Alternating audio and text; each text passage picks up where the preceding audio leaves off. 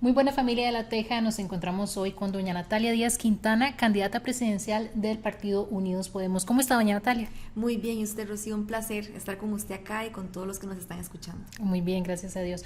Vamos a comenzar. Vamos a conversar con doña Natalia propuestas de su candidatura y también temas de interés nacional que han estado en actualidad pues en boca de todo el mundo. Empecemos, doña Natalia, hablando de la situación que está viviendo Randall Zúñiga, el director del OIJ. Está enfrentando denuncias por supuestos delitos de violación, delitos pues bastante serios, ¿verdad? ¿Piensa usted, doña Natalia, que don Randall debería renunciar a su cargo mientras se llevan a cargo las investigaciones necesarias para determinar si efectivamente es culpable o no?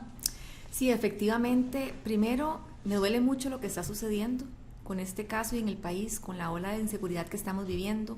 Efectivamente, creo que él debe de apartarse, hacerse a un lado. La Corte tiene que tomar también sus decisiones respectivas con respecto al director del OIJ.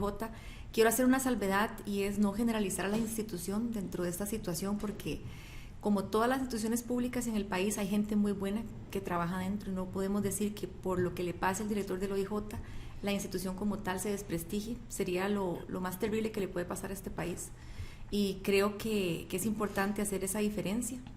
Yo espero que las cosas se aclaren, que se haga la investigación, pero él no puede continuar en el cargo mientras eso sucede.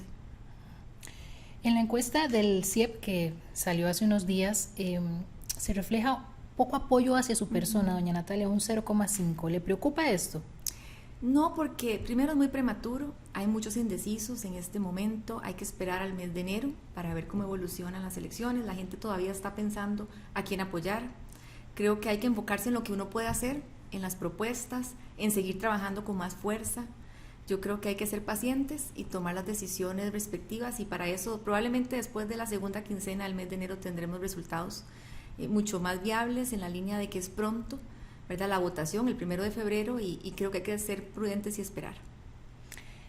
Usted fue ministra de la Presidencia en el gobierno de don Rodrigo Chávez y una de sus funciones era hacer el enlace con los diputados en la Asamblea Legislativa, negociar los proyectos de ley del Ejecutivo y no hubo como muy buenos frutos en esa labor, ¿verdad?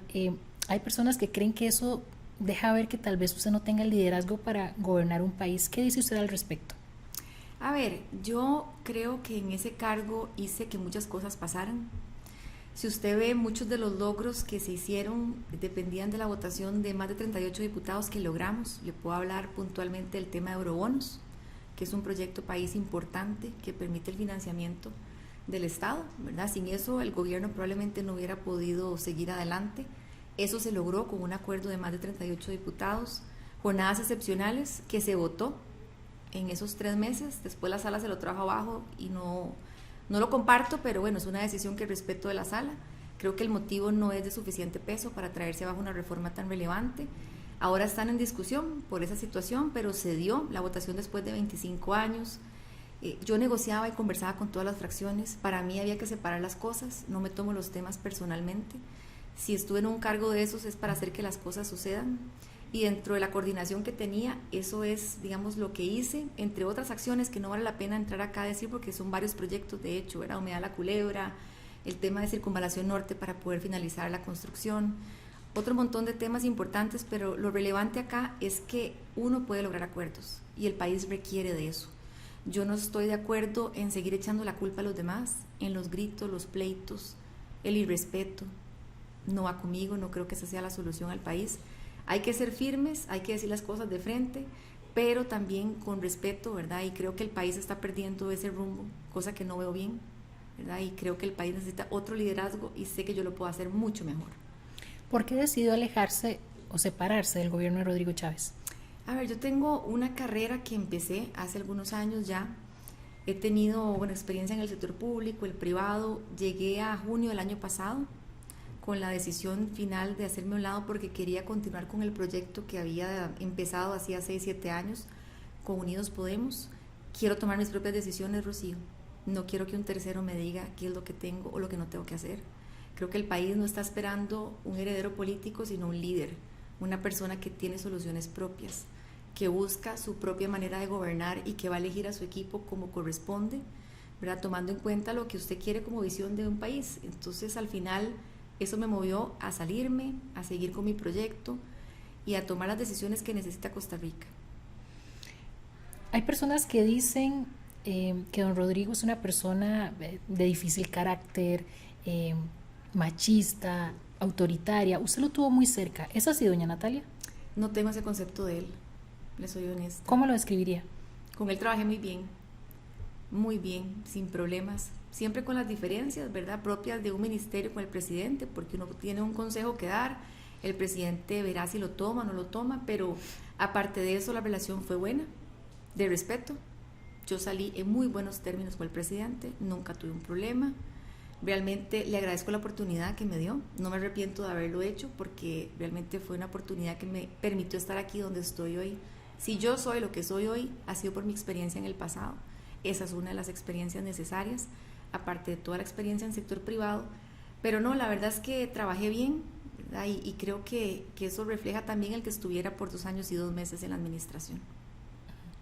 ¿Cuál considera usted que ha sido tal vez el principal error del gobierno de Rodrigo Chávez? Tomarse las cosas personalmente, en la línea de que cualquier cosa que suceda a nivel de Poder Judicial, Asamblea, o cualquier diferencia que se dé a nivel de cualquier institución pública con un criterio que tenga, que se piense que es un ataque directo hacia la persona, cosa que no necesariamente es así. Se lo dice alguien que ha estado en el Congreso, que fue diputada 4 años, que ha estado en política mucho tiempo, que conoce la realidad también del sector privado y demás, y las diferencias siempre van a existir. Las teníamos cuando yo estaba en el Congreso con el Poder Ejecutivo, entonces es normal que tengamos diferencias. Entonces creo que ese es uno de los temas en donde para mí no se manejó de la mejor forma. Según la última encuesta de empleo del INEC, 137,000 personas están sin trabajo. ¿Qué acciones concretas ejecutaría usted de un eventual gobierno para disminuir el desempleo? Me enfocaría en darle a Lina el rol que hace tiempo tuvo que haber dado, básicamente, que es el del motor del desarrollo del empleo, sobre todo tomando en cuenta que la gente no está estudiando carreras de 4 o 5 años. No puede, por un tema de recursos, por un tema de tiempo, de trabajo, y yo creo que el país tiene que apostarle a las carreras cortas, técnicas, que además se alineen con lo que las empresas están contratando, que haya una educación dual en donde yo pueda aprender mientras también estudio, ¿verdad?, y trabajo, donde yo pueda llevar esa experiencia laboral a ese siguiente nivel, porque el principal problema de muchos de los jóvenes que hoy no encuentran trabajo es que les piden experiencia. Y si usted solamente estudió, no tiene los 2 o 3 años, nadie lo va a contratar, así sea el mejor profesional, así se haya graduado con los mejores honores, lo que sea, no hay forma. Y tenemos otro problema también con los mayores de 45 años, que si no se actualizan con todo esto también de la automatización, inteligencia artificial y otros temas que están surgiendo todos los días, tampoco van a conseguir trabajo porque no están actualizados. Entonces, esos son 2 segmentos en donde yo me enfocaría, sin lugar a dudas, donde el INA puede jugar un rol fundamental, siempre que se adapte a esas carreras, a los horarios, Rocío, porque hoy están enseñando, digamos, de 8 a 5 de la tarde, en muchos casos, y la gente no puede a esas horas capacitarse. Tendría que no trabajar y dedicarse a estudiar solamente, y eso no es viable. Entonces, hay que hacer algunos ajustes, sobre todo enfocándome en las cosas que no son de ley. Si ustedes ven mi plan de gobierno, la mayoría de los temas tienen que ver con gestión y articulación, no tanto con proyectos de ley. ¿Apoya usted todavía el proyecto de las jornadas 4x3 a pesar de toda la dificultad que se vive en la Asamblea Legislativa por esa iniciativa? Apoyo la idea del proyecto, no el texto que está. A mí me parece que ese texto es incorrecto. Ese texto generalmente, digamos, sé que sufren cambios, ¿verdad?, cuando se presenta una iniciativa y sale otra, pero honestamente no cumple con el objetivo de tener las 12 horas, que además es voluntario, ¿verdad? Han querido tergiversar información que no es cierta. A mí me parece que las personas que redactan esos textos o los mismos diputados no han pagado una planilla en su vida, no tienen idea de lo que cuesta generar trabajo, no han estado en el sector privado quizás muchos de ellos y no entienden que es voluntario y que es para ofrecer empleo. No se le obliga a nadie, si no quiere estar en esa empresa no está, y además son empresas que son de 24/7, de producción continua, no aplica empleo público, no aplica sector agro, no le aplica el turismo, son muy puntuales, son industrias muy especiales. Y yo creo que por querer sacar un texto y decir que hubo un consenso, están jugando con fuego, porque no creo que eso venga a resolver la situación, y ese proyecto honestamente no creo que tenga un buen resultado. ¿Qué modificaciones son las con las que usted no está de acuerdo? Bueno, recientemente, por ejemplo, la moción del día de ayer, donde se vota en la comisión, se votó la moción, quedan como 2,000 mociones más, pero se votó una de ellas, en donde básicamente hablaban del plan piloto de las 40 horas semanales. Ahí está modificando la jornada ordinaria como tal de 8 horas. No solamente estamos hablando de jornadas excepcionales, sino de la jornada país. A ver, ¿han pensado en lo que cuesta generar un trabajo en Costa Rica? Lo que cuesta producir, pagar las planillas. Aquí ya es un país carísimo para producir. Y todavía llegamos y ponemos más trabas. Y ve, aquí hay gente que todos los días se mata trabajando más de 12 horas sin estar en jornadas, con 3 trabajos, viendo cómo saca a su familia adelante. Si aquí ya la gente está trabajando mucho más de las 8 horas necesarias, porque se requiere y el país tiene que ser productivo. Entonces yo no creo que eso esté bien, el hecho de que los colaboradores puedan decidir si se dan las jornadas o no. Ese tipo de cosas yo no creo que resuelvan la situación, entre otros muchos aspectos, pero son 2 de los principales en donde yo tengo mis serias dudas. Los costarricenses dicen que lo que más les preocupa en este momento es la inseguridad que se vive en el país. Los datos más recientes del OIJ dicen que llevamos 730 homicidios en lo que va de este año. Para usted, ¿cuál ha sido el principal error que ha cometido el gobierno de Rodrigo Chávez en materia de seguridad?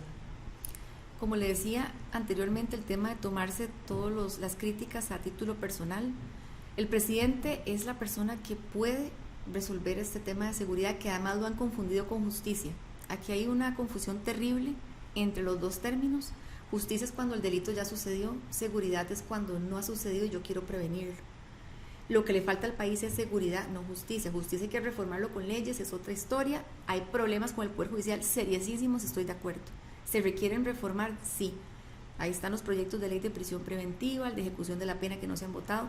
Pero en la parte de prevención es el control del territorio, el ejercer la soberanía. El, por ejemplo, decir, usted ingresa al país, usted no ingresa.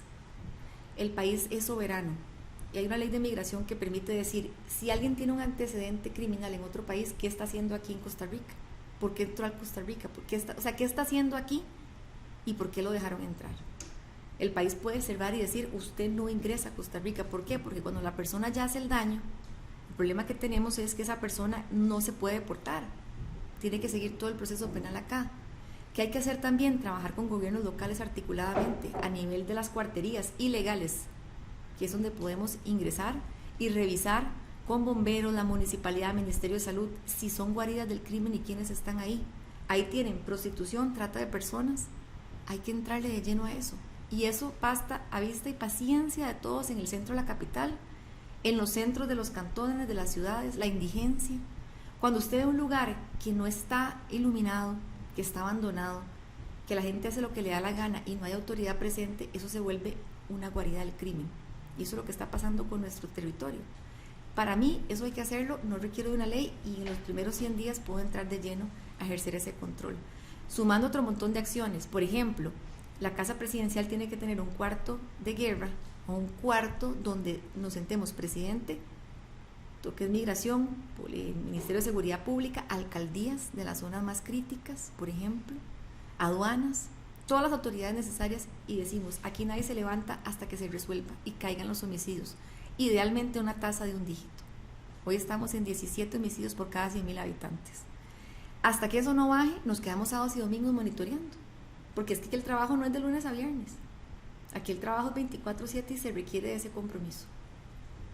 En tema de presupuesto, ¿pensaría usted que lo ideal es darle más dinero a las policías? Yo quisiera darles más dinero, pero está amarrado el presupuesto nacional. Y tenemos un presupuesto que vamos a recibir, que se vota en noviembre de este año, ya casi, para fechas de finales de ese mes. La Asamblea actual vota el presupuesto del siguiente gobierno, que ejecuta hasta mayo el gobierno actual, ¿verdad? Entonces hay que ver cómo queda ejecutado el presupuesto hasta mayo, para llegar el 8 de mayo, revisar las partidas y ver si yo puedo destinar más recursos a seguridad de lo que yo ya tengo ahí, que es muy complejo. Pero no es un presupuesto que yo programé, entonces lo heredo y hay que ver cómo juego con lo que recibo. Pero sí puedo trabajar con sector privado y municipalidades para tener presupuesto. ¿De qué forma? Por ejemplo, en la zona norte del país hay muchas empresas privadas en sector agro, en muchos sectores, pero sobre todo, por ejemplo, en el sector agro.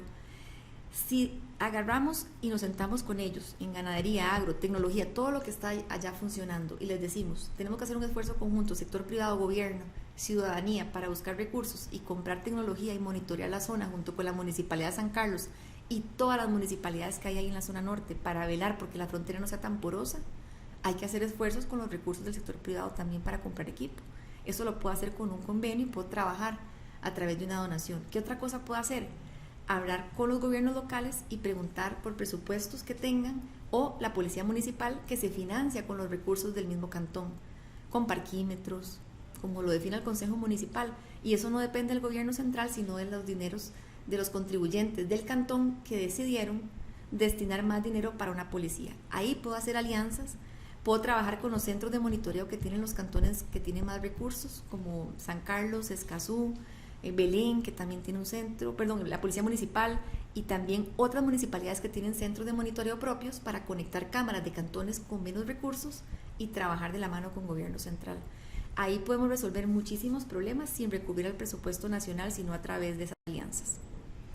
El tema de la educación también preocupa mucho. El último informe del estado de la educación dejaba ver que hay muchachos de colegio que no tienen la capacidad necesaria o la que deberían de tener a la hora de resolver, por ejemplo, problemas matemáticos, comprensión de lectura, también algo tan importante. ¿Qué acciones puntuales haría usted para corregir esto?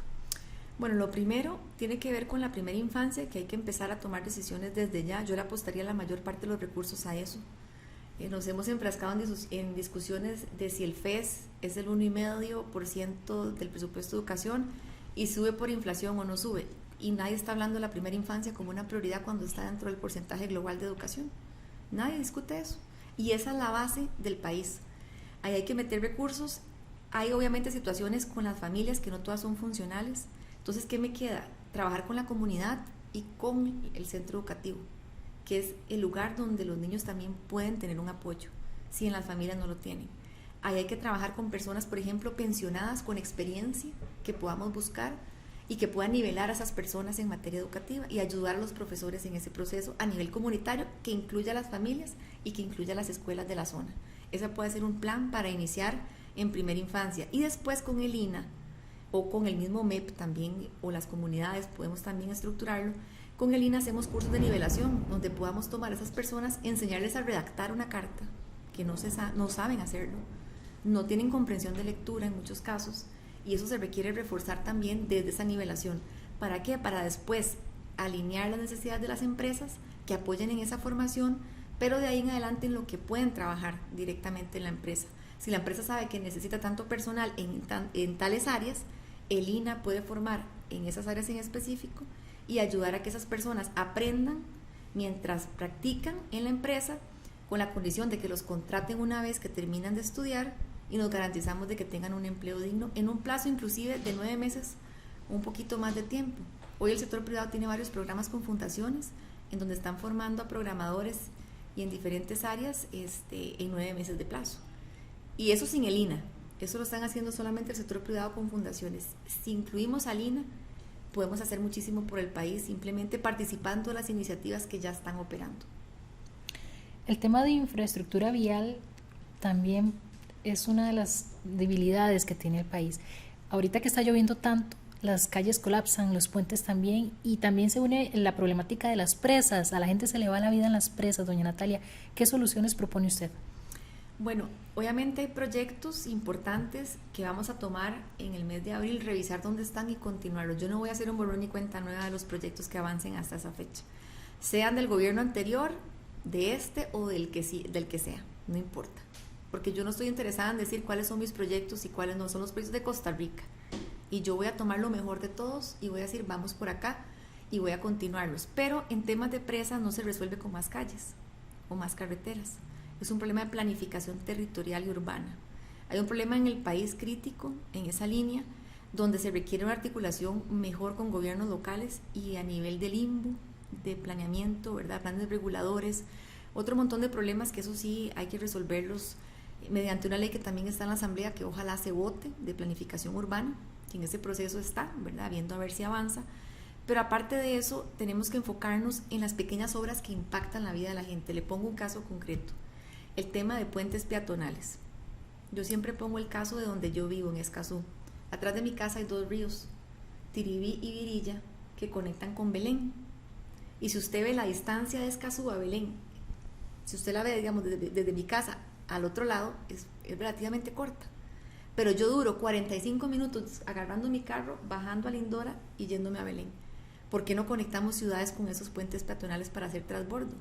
Si el bus fuera un incentivo para llegar temprano a alguna reunión o algún lugar, uno lo usaría, le aseguro, y si tuviera buenas condiciones. ¿Cuál es el problema del país? Que los buses y el transporte público que tenemos, la gente dice, eso es para los pobres, no es para mí. Y si yo no lo uso, no tengo problema en que tenga el peor estado que tenga. ¿Por qué? Porque no estoy viviendo el servicio y no estoy yo siendo un usuario. Hay que cambiar ese chip y empezar a decir, el transporte público es para todos, los que tienen recursos, los que no tienen, porque es un tema de educación, de cultura, que eso solamente se hace si uno empieza a trabajar en ese servicio. En transporte público, ¿qué hay que hacer? Bueno, aparte de los puentes estos, empezar a decir dónde podríamos diseñar eventualmente carriles exclusivos de bus, no los que están ahorita, porque lo que hacen con los que están es que agarran las únicas 4 vías o digamos 2 vías que tienen y le ponen una carril exclusivo y la otra sigue funcionando, entonces va a colapsar el sistema. Hay que planificar y empezar a diseñar ese tipo de obras pequeñas. Si hay un incentivo, digamos, en la línea de que el bus va avanzando y ningún carro puede pasar ahí porque hay mecanismos de multa, de revisiones, de todo tipo, la gente empieza a ver que hay orden en el carril del bus y empieza a utilizar más el transporte público. ¿Y cuál es el incentivo ahí? Que yo sé que en bus los horarios se respetan y llego a tiempo a todo lado. Entonces la gente empieza a usar el servicio. Si no creo esos incentivos, nunca va a pasar nada. El tren, totalmente de acuerdo, yo estoy a favor del tren, pero eso va a tomar más de los 4 años del gobierno. Entonces, ¿qué hay que hacer? Mejorar el que tenemos, mientras el otro va saliendo, con horarios fines de semana, que hoy no están funcionando fines de semana. Que los vagones hay que modernizarlos, que hay que agarrar y tenerlo, o sea, revisar lo que tenemos y mejorar la condición. Un estudio de un metro, por ejemplo, a mí me interesa mucho. ¿Por qué? Porque no tiene el problema de los derechos de vía que tiene un tren, que tengo que utilizar los que están y si no tengo que ver qué expropio, qué manejo. El metro no.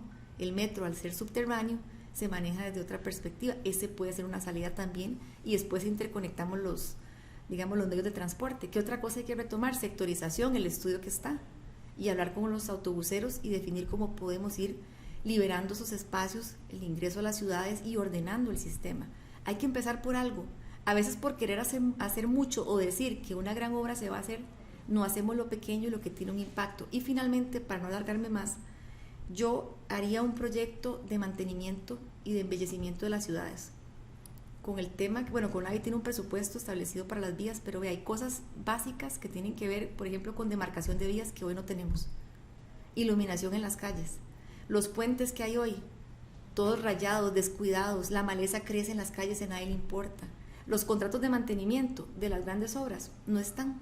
Solamente se planifica para construir una obra y después yo me desentiendo porque no hay plata para mantenerla por ahorrarme una plata, que después termina siendo un problema nacional. Entonces, esas son las pequeñas obras en donde me voy a meter aparte de los grandes proyectos. Las listas de espera de la caja. Hay personas que están muriendo mientras esperan un procedimiento. Veíamos casos de personas, por ejemplo, recuerdo en el Hospital de San Carlos en ortopedia, para el 2034 tenían citas. ¿Cómo resolvería usted ese problema, doña Natalia?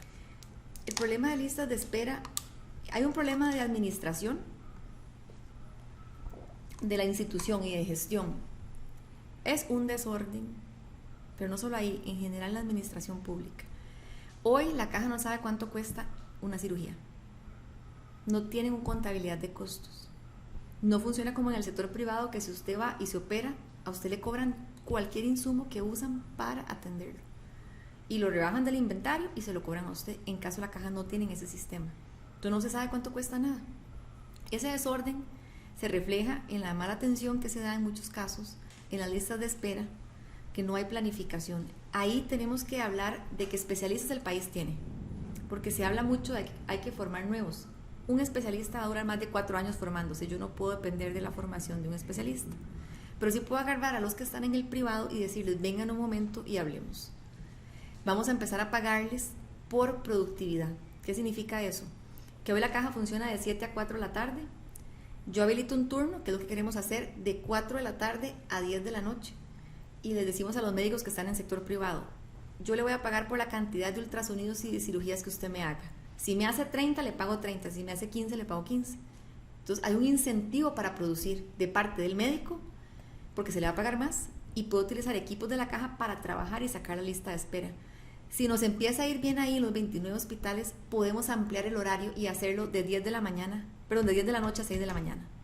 Y empezamos a hacer esas jornadas de producción que sea por objetivo y por la cantidad de intervenciones que usted haga. Le aseguro que los médicos del sector privado se vienen a la caja a trabajar, porque hoy el problema que tenemos es que se le paga un mismo salario, haga usted una cirugía o haga 10. No hay diferenciación en el salario. Entonces la gente se va al sector privado a trabajar. Nosotros queremos devolver a los especialistas a la caja. Esa es una de las medidas más inmediatas que vamos a tomar. Y la otra tiene que ver con los EVAIS, en los consultorios que se llaman de morbilidad, de atención de enfermedades que usted, digamos, amaneció enfermo un día, no tiene cita. ¿Usted qué hace? Se va al EVAIS porque no tiene otra opción. Cuando va al EVAIS le dice no tiene cita, no lo puedo atender y se tiene que ir a un hospital, a un servicio de emergencia, pero el servicio de emergencia del hospital no está hecho para atender enfermedades más sencillas, que además tienen la mayoría de la población, que es hipertensión, diabetes, cardiopatías. Todo eso se puede atender en ese primer nivel de atención sin depender de ir a un servicio de emergencias. Esas dos cosas muy puntuales las estamos haciendo como parte de nuestro plan de gobierno y son cosas que no dependen de una reforma en la Asamblea. Ahorita se está tramitando en la Asamblea Legislativa una petición del Tribunal Supremo de Elecciones para retirarle la inmunidad al presidente Rodrigo Chávez. Hace poco se había llevado a cabo un proceso similar, no se le retiró y pues ahorita ya empezó a sesionar incluso la comisión especial que está analizando el tema. ¿Piensa usted que deberían retirarle la inmunidad a los diputados? Es una decisión que tendrán que tomar los diputados. Lo que sí le digo es que yo lamento que en la crisis que estamos viviendo, a nivel del mismo Poder Judicial, de seguridad, en muchos temas, el tema central sea si se levanta la inmunidad al presidente o no se le levanta. Yo realmente hago un llamado a enfocarse en lo realmente importante, porque la Asamblea tiene muchísimos proyectos y ahora dicen que eso se va a ver en diciembre. Imagínese usted, todo este mes perdido, a la expectativa de ver qué pasa con este proceso y honestamente el país tiene muchísimas prioridades que están sin resolver y que están ahí a la espera de una votación. Entonces yo hago ese llamado a enfocarnos en lo que realmente es crítico y no prestarnos para el tema de hacer un show por un show o enfocarnos en los temas que no generan un impacto en el país. Yo creo que es hora de hablar de las propuestas, de las soluciones, de quitar los diagnósticos y empezar a trabajar. Para mí ese es el enfoque.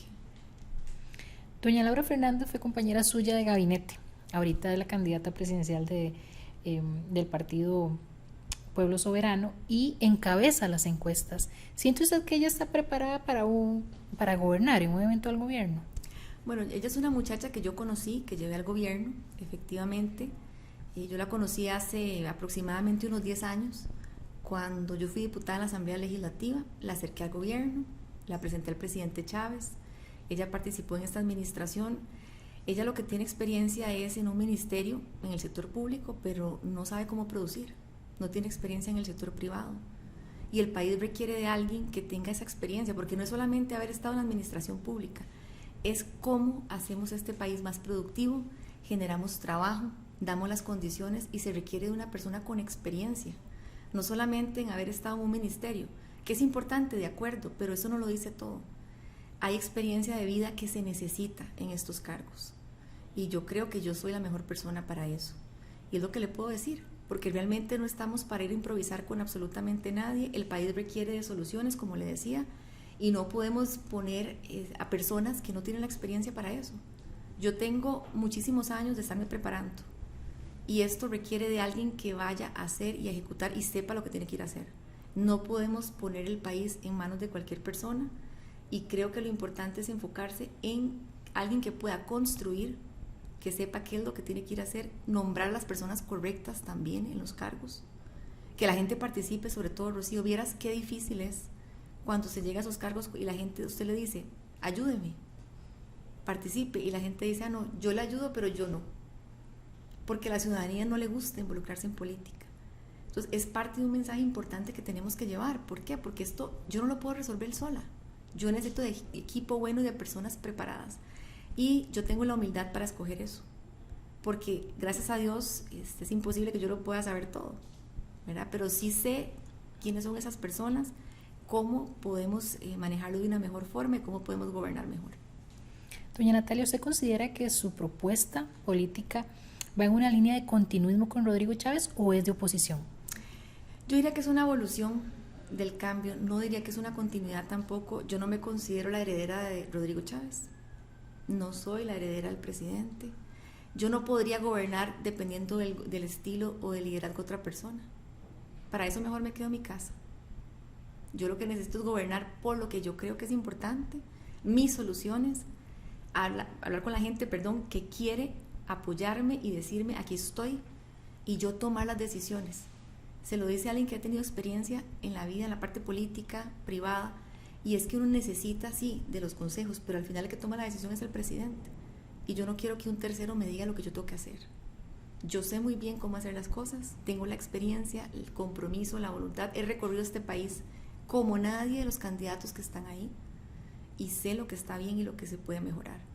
Entonces al final yo quiero depender de lo que yo haga. Si la responsabilidad es mía, bueno, la asumo, ¿verdad? Eso lo asumiré en su momento, pero necesito enfocarme en lo que yo puedo hacer y en lo que yo tengo el liderazgo para ejercer. Doña Natalia, muchísimas gracias por ese ratito, por A conversar usted, con Rocío. nosotros. Le deseamos muchos éxitos en sus proyectos. De verdad, muchas gracias por estar con nosotros. A usted las gracias, Rocío. Un placer y un saludo a todos los que nos han escuchado.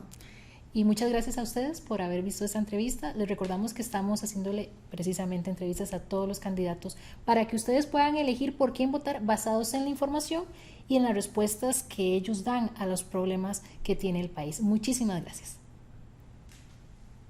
Corte.